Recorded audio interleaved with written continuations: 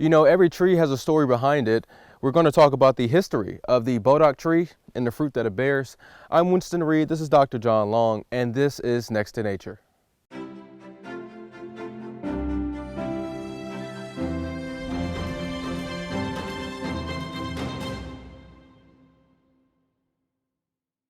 Dr. Long, talk to us about the uniqueness of the Bodock tree.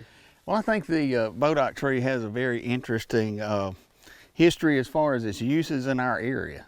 The Bodock tree was originally called hedge apple because it was used prior to the use of barbed wire. Oh. It was grown and it grew thick enough that it would keep cattle in their place.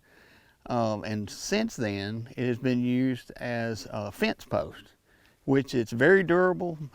It lasts a long time. In fact, the fence posts that we can see today in our area are probably older than you and I put together, plus a few years. Okay. It has a tonal quality to it. It's actually made that you can make duck calls out of it that sound great.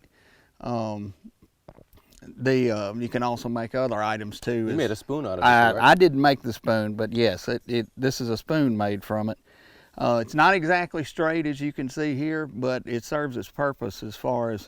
yeah, several of the trees we've seen had a bit of a curve to it. They do, and it rarely grows really straight. Right. And it has that unique orange tint as well. It does, and it's also called Osage orange. People around here call it Bodock, which is really an adaptation of a French word that's spelled B''DOIS DOC. Okay. So, but they call it Bodock. That's what everybody around here knows it. I noticed the fruit you showed me earlier. You said right. This is the fruit that it bears. And absolutely. Is it edible? I mean, it feels like a medicine ball. Primarily, deer and squirrels are the only ones that will eat the apple, what we call horse apples as well. And they won't feed on the exterior. They feed on the seeds that are on the inside. If we look at this. Yes, that's a perfect example right there. Right here, you can see an animal has already bit through it. So that's exactly right. Got all those good seeds. Yeah. Thank you for giving us a history lesson of the Bodock tree. Very beautiful tree. Very beautiful orange tint. Mm-hmm. This is Next to Nature. Thank you. We will see you next time.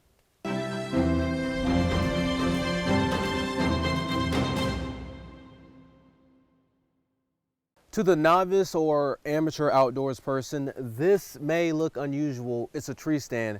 Today we're talking tree stand safety. I'm your host, Winston Reed. This is your expert, Dr. John Long. This is Next to Nature.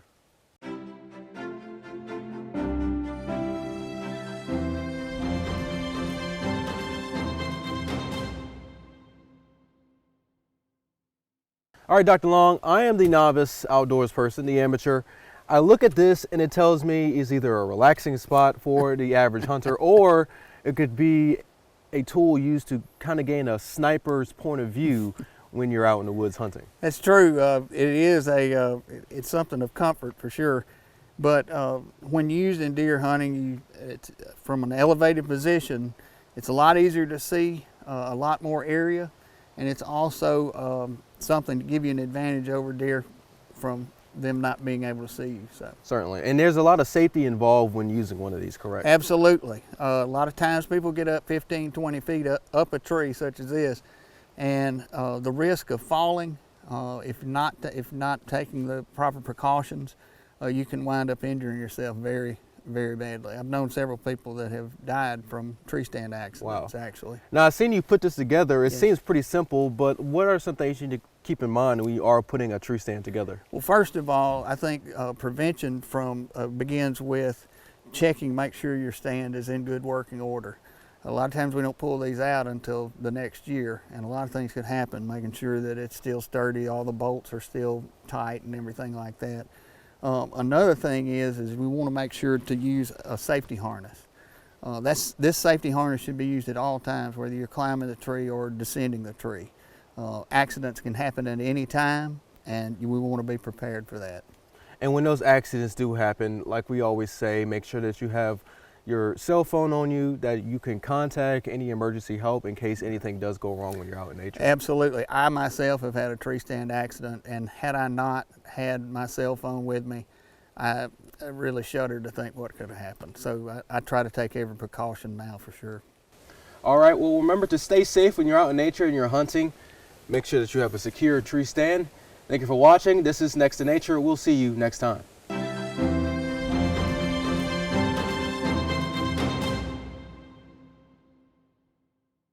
Do you love plants and agriculture and you want to learn more about it? There's an app for that. Did you discover a unique plant and you want to know if it's poisonous, or do you just want to learn more about it? There's an app for that. I'm your host, Winston Reed. This is your expert on just about everything nature, Dr. John Long, and this is Next to Nature.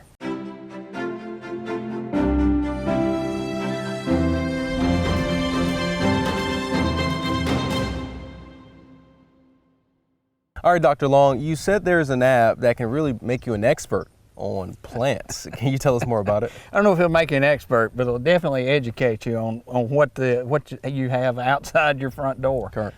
I've started using the Seek app, and I have really fell in love with it because it has such a diverse or a wealth of information that's within the app itself.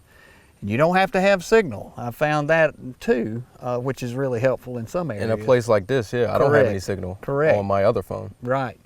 All right, Dr. Long, let's check this app out. I'm curious what these yellow flowers are right here, so I'm going to place it there.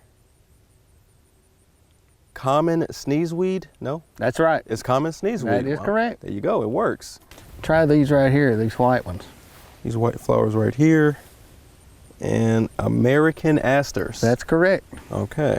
The app has really got a really good database.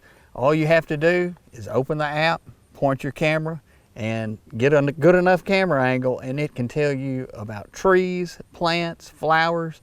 As I mentioned, even a owl feather. It identified an owl feather, and I've used it on insects and other things as well. Just to insects. It can discover bugs. Yes, it will.